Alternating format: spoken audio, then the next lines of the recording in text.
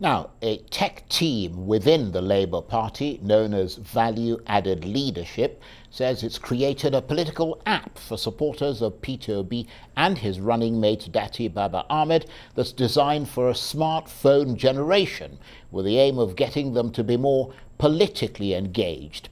The aim is to align them with the candidates they support, helping them to sort through the wealth of raw political data on offer, and helping to increase their electoral participation at various polling units. The Labour Party suggests that it is a sort of intersection of tech and politics that will help to minimise electoral manipulation. They say it'll also help the party to create a sort of virtual structure with the right organisational awareness about what supporters need to do before, during and after the elections. So how is it actually going to work in a practical and beneficial way, and what sort of advantage might it give the Labour Party? Well, for more on this, I'm joined now from our studios in Lagos by the Special Advisor to the Labour Party presidential candidate on technology and strategic alliances, Valentine Ozigbo. Thank you, Valentine, for joining us. Quite a long week for you. You've been on the hustings, so we really appreciate the fact that you're coming to talk to us about this. So tell us about this app that you and your colleagues have been describing as a wonder app and a game changer. Thank you, Charles. It's always good to be with you, though this time in different studios. Yes, I am excited to talk about this Townhall app, which for me and for a lot of people is the game changer. The Townhall app basically will help the obedient movement to organize themselves. We all need to get ourselves properly and fully well engaged, well educated, the awareness of what we need to do before the election, on the election day, and post-election are well articulated. And what a seamless way of engaging and disseminating information than a customized tool, which is what the app is also going to help us achieve. As you know, most often than not, when you have a movement like this, difficulty usually is in the organizing. Even when you look at a simple database, the other parties will tell you, oh, we have the database of the INEC register. But how do you organize people? How do you make sure that the right people are in the right places and know what they need to do? So this is really what this app is bringing on board. And I'm glad to see that there have actually been a lot of attempts by different members of the obedient movement to come up with different creative ways of getting this done. But finally, we got this launched, and I am excited by the acceptability so far. Just within a few days, we've gotten over 30,000 in terms of downloads, and many more. And hopefully, as we also update the app, because we're also receiving feedback that we need to improve upon, and which is fantastic. And as that progresses, the whole idea is, let us know who is where, who is in which polling unit, who is in which ward, which local government, which state, and how do we engage. And so we will be coming up with a lot of creative ideas on how to inspire everybody and get them to really, really do the needful. Don't forget, in the past, we've never had even up to 30% voter turnout. The numbers are usually very limiting. And this year, out of the 93 million voters, how do we make sure, because we know that majority of people who are eager to get their PVC for the first time are obedient. We know that. We also know that even for those who've been voting in the past, a lot of them are waking up to the reality. So it's to advantage to see that many people come out on that day to vote. And if we're able to move the number to 50 million, 60 million, that will be unprecedented. And that will make sure that the win will be clear and decisive. And for us, the best way to get all these people out on that day will be technology. Yes, we're also aware that there are some locations where this technology may not have permeated. Of course, we don't expect the 100% of Nigerian voters to be fully tech savvy. But for those who know, they will also explain to those who don't know, who are not hooked on. And ultimately, you will see that technology is the way for the future. And for us, who are also, we're movements of the youth, the younger generation. Of course, we can tell you, across all the other demographics, obedience is catching up everywhere. But for the younger ones, they have that burning zeal. They are eager to see this change. They are maybe even most tired of the status quo. And so the anger in them can be organized into a proper structure, which will transcend the type of structure that other parties have always boasted on. So for us, indeed, it's a game changer, and we're seeing that play out as we unfold. Well, thanks for trying to explain that. But for people like myself who sort of advance arithmetically, whilst people like yourself obviously are advancing geometrically, I'm rather curious to know how exactly it's going to help propel P2B into Aso Rock, because that really is the bottom line, isn't it? Yes, it's mobilization. So if you download the app, what you are going to get is, if you open the app every morning, you will see your polling units. You will see every other person who also has downloaded this app from your polling unit. And you can start off a conversation. Hello, we should meet this morning. Okay, I'm somewhere here. And it's just like being in a WhatsApp group, okay? But this one, the same thing is happening in every other polling unit. So you're not going to get somebody that will spend their time creating different WhatsApp groups. No, this is now automatically done. Just the moment you feed in your details, including your personal profiles and where you have registered as a voter, it will now aggregate all that. If you want to have conversation beyond your polling unit and you want to have at a ward level, as you get in there, every other person who has registered within your ward, it becomes a town hall. And you can also move your activities that are offline onto online. When you go take picture, record meeting, you can go and upload it onto this online. So those who couldn't be at the offline meeting can see what happened and get educated. And by the time we start pushing out awareness, educational materials, people can catch up with that. And we will give them instructions. This is what you need to do this week. So by the time you have all that, you are creating massive awareness. You're organizing people, you're empowering them, you're inspiring them. And what else do you need to do to make sure people on that day will come out? So beyond that is on the election day, we will use that to signal where issues are coming up. Materials haven't left the center. Network is not working in this polling unit. And so by the time we synchronize that with our situation room, it will give us a much higher advantage.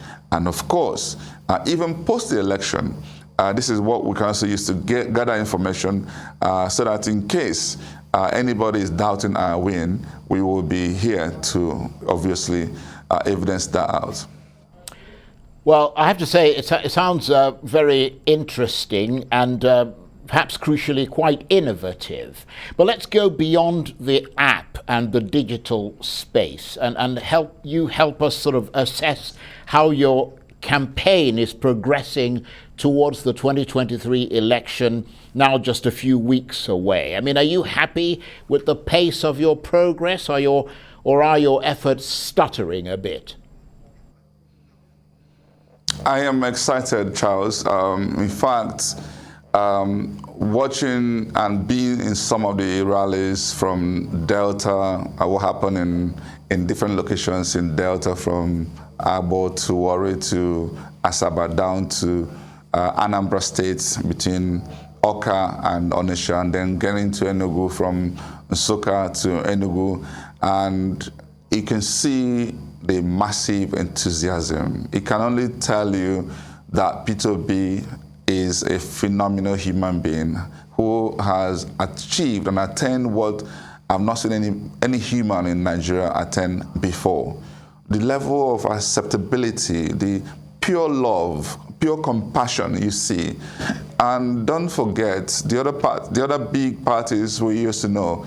If you have an idea how much they spend to get people on board and compare with the organic love that people show P2B, the difference is legendary. And I'm excited. I'm excited because every single thing we've seen on various polls being affirmed. Every poll we've seen so far and going, and I'm sure many more polls will come out before the election. You will see always a gigantic win for P2B in the southeast, in the south-south, most likely in the north-central. And then when you get into southwest, he still continues to trend upward. And who says he might even beat BAT Shiwaju in the southwest. And in the northwest and in the northeast, he's also again trending up. Yeah, there's still a bit of a liturgy in some core north, but I can tell you the feedback, the intelligence we're getting is exciting. So in terms of simple majority, I don't see anybody who even comes close. But in terms of the spread, which is where a few people had expressed concern, we've also identified some states in the northwest and northeast that will make that a clear possibility. So what we are seeing here is P2B winning on first ballot. So all we're now doing is to make sure that that win is not even in any way controverted. We don't want anybody to be in doubt that he has won. And this is why we need to organize properly. And come on, what has changed? The anger in people is still there. Look at all the news headlines we've been reading about, even what you spoke about just a few minutes ago about education and health. I'm waiting to see what my dear friend Senator Tejoshi is going to say here, because I know how terrible things have become. So the anger is still there. People are boiling. If you see what is happening at the centers where they're going to collect the PVC, perhaps you media should do some exit polls and checking those people picking the PVC, who are they going to vote? You can see that this election has already been concluded. It is just for us to make sure that whatever other plans they have for violence and for vote buying, all of that, are further frustrated. And I can bet you, when they see the dominance of people who are coming out for the right reasons, I can tell you all those other plans will fall flat. So I'm very excited with where we are, and I think in the next couple of weeks, things will even get better. Hopefully, who knows, maybe the other two candidates may decide they're not running anymore.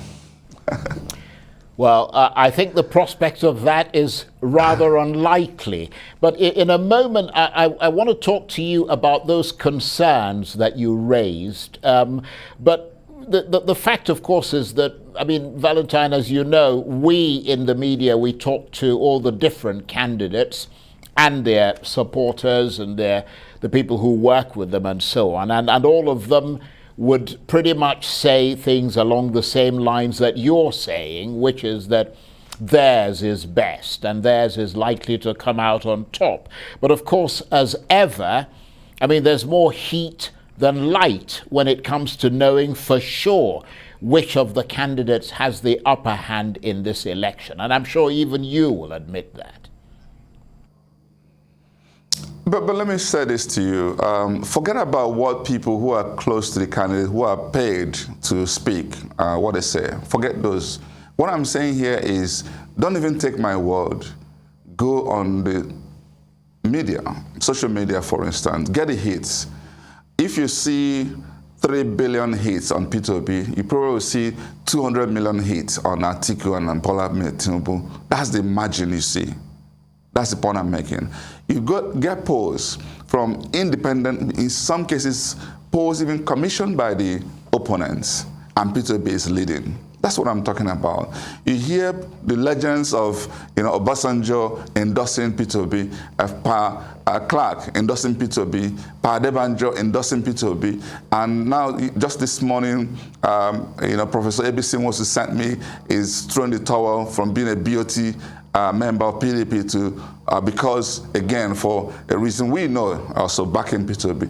And when you also see all the geopolitical areas coming on board, when you see the youths rising, when you see foreign medias from Times of UK and all that, everybody saying the same thing, how can you compare? Don't take what those surrogates are saying.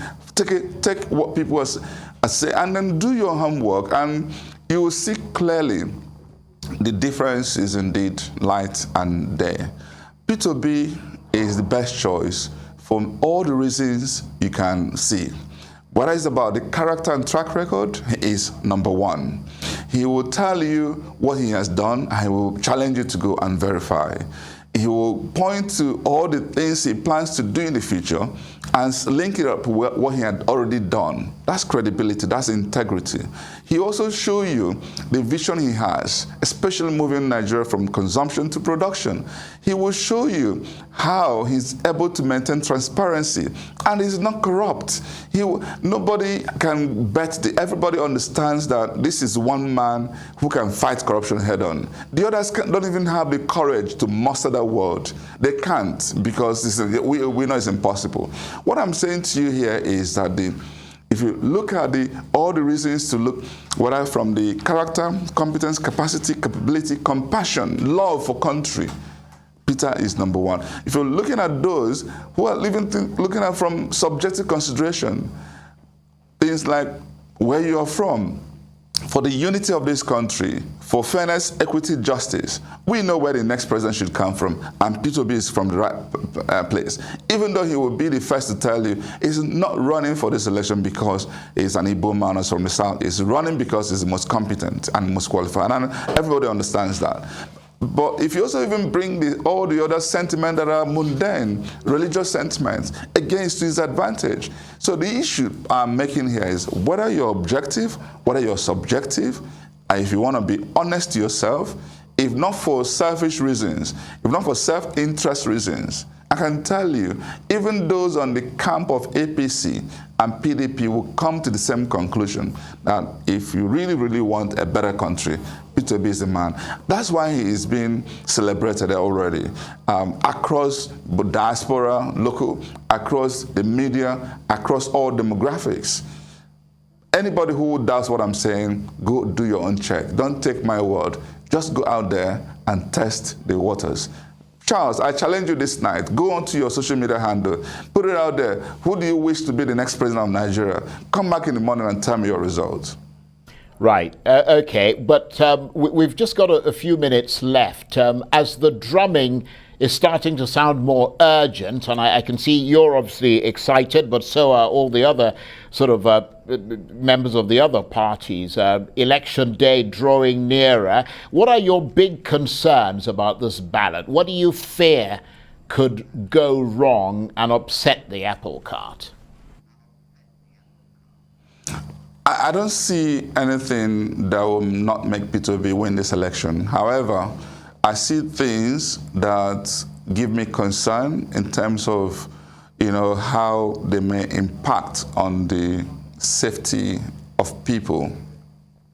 When I see INEC offices being burnt, when I see the insecurity across Nigeria, it worries me.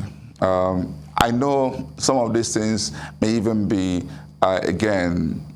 some who think they can leverage bad incidents to their advantage may be responsible. Because, a lot of what is going on doesn't make sense. They don't make sense at all. So, but the fear that I have is to the extent that we do not have any reason to lose any more life in this country. It worries me, but as to whether this election, I honestly don't think that a lot of fears that people have are founded. If you think money is going to play a new role, you're wasting your time. I think what INEC has done, they've done a lot of fantastic things. They have empowered the voters by taking things to the polling units. It is the polling unit that will decide what happens across board. It doesn't matter who you know in INEC, who you know in the security agencies. It doesn't matter. It doesn't matter how much cash you have. because people are tired. People will vent their anger on that day by coming out massively, and they will see through that their votes count. And when they do that, they will see the result, and before you even know it, we will know the answer everywhere, because technology will be there to tell us what is happening in every polling unit. And when that happens, trust me, Charles, you'll be excited that a new Nigeria is upon us.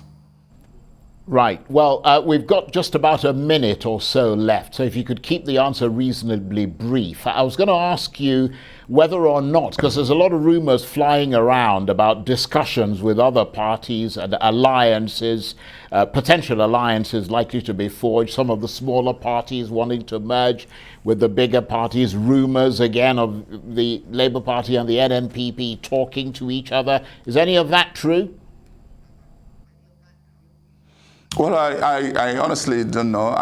It's not my forte. I don't get involved in those conversations. But what I can tell you is anybody who wishes for a better Nigeria will come on board to join P2B and Labour Party. And anybody who is looking for money because of the hunger, being impoverished already, will be talking to APC and PDP. That's all I can tell you. But also, please, let me also use this opportunity to tell people that for those who are still looking at old pictures of P2B, either in PDP or some who are thinking, no, P2B is in Labour Party. LP, that's what you're going to see on the ballot paper. And for those who, again, who may need further clarifications, is that symbol you have the man, the wife, and the child. We call it Papa, Mama, Pikin.